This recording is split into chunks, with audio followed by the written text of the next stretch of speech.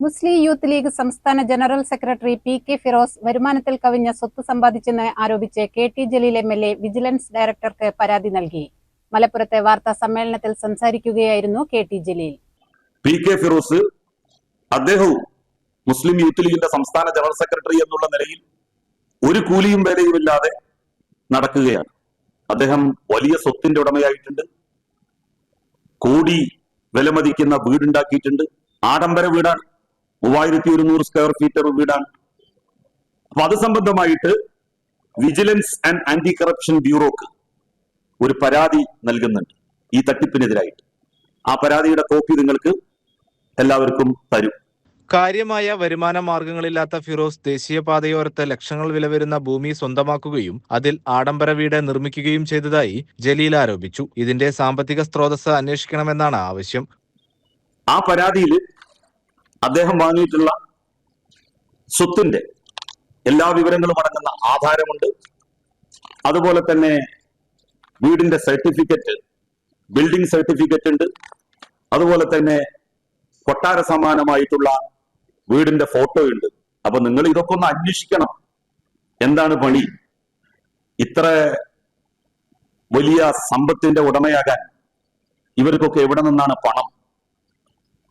Blue fin എന്ന് പറഞ്ഞ് ഒരു വില്ല പ്രൊജക്ട് പി.കെ. ഫിറോസ് ഇപ്പൊ ആരംഭിച്ചിട്ടുണ്ട്.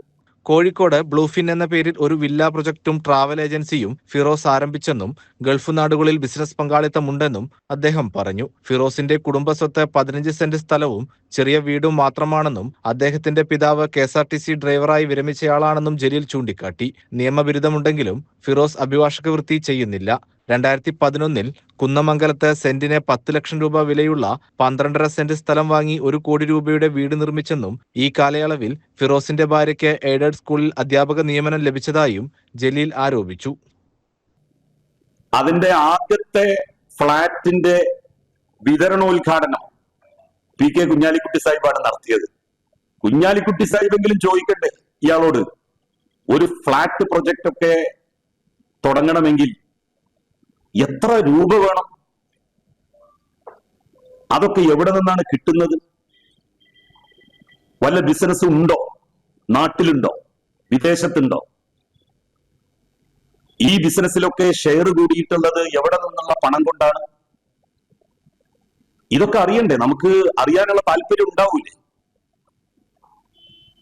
അപ്പൊ വലിയ ആഡംബര ബ്രഹ്മത്തതയിലാണ് ഇവരൊക്കെ ജീവിക്കുന്നത്. അദ്ദേഹത്തിന്റെ സഹോദരൻ പിടിക്കപ്പെട്ടു. ഇപ്പോ സഹോദരൻ പിടിക്കപ്പെട്ടിട്ടുള്ളത് മയക്കുമരുന്നുമായി ബന്ധപ്പെട്ട കേസിലാണ്. സ്ഥിരമായിട്ട് അദ്ദേഹം മയക്കുമരുന്ന് ഉപയോഗിക്കുന്നതായിട്ടാണ് പോലീസ് കണ്ടെത്തിയിരിക്കുന്നത്. ആ വിവരം പോലീസിനോട് പറയാൻ ഫിറോസ് തയ്യാറായിട്ടില്ല. അപ്പൊ അദ്ദേഹവുമായിട്ട് ഫിറോസിന് വല്ല സാമ്പത്തിക ഇടപാടും ഉണ്ടോ എന്നുള്ളതും അന്വേഷിക്കേണ്ടതായിട്ടുണ്ട്. അതിന് narcotic bureau, national narcotic bureau എന്ന് പറയുന്ന സ്ഥാപനത്തിനും ആ കാര്യത്തിൽ പരാതി നൽകുന്നുണ്ട്. ഇതൊക്കെ പുറത്തു കൊണ്ടുവരേണ്ടതുണ്ട്. ഇങ്ങനെയുള്ള കള്ളത്തരം ചെയ്യുന്നവരെ പിടികൂടണം. മുസ്ലിം ലീഗിന്റെ നേതൃത്വത്തിൽ ഇരുന്നു കൊണ്ടാണ് ഇവര് ഇതൊക്കെ ചെയ്യുന്നത് എന്നുള്ള കാര്യം ഇവർ ഓർക്കണം. യൂത്ത് ലീഗ് കത്വ, ഉന്നാവോ പീഡന കേസുകളിലെ ഇരകളുടെ കുടുംബങ്ങൾക്ക് നൽകാനായി പിരിച്ച ഫണ്ടിലും ധോത്തി ചലഞ്ചിലും ക്രമക്കേട് നടത്തിയതായും ജലീൽ ആരോപിക്കുന്നു. മയക്കുമരുന്ന് കേസിൽ അടുത്തിടെ അറസ്റ്റിലായ ഫിറോസിന്റെ സഹോദരൻ പി.കെ. ജുബൈറുമായി ബന്ധപ്പെട്ട ഇടപാടുകളിൽ ഫിറോസിന് പങ്കുണ്ടോയെന്നും അന്വേഷിക്കണമെന്ന് ജലീൽ ആവശ്യപ്പെട്ടു. CCN മലപ്പുറം.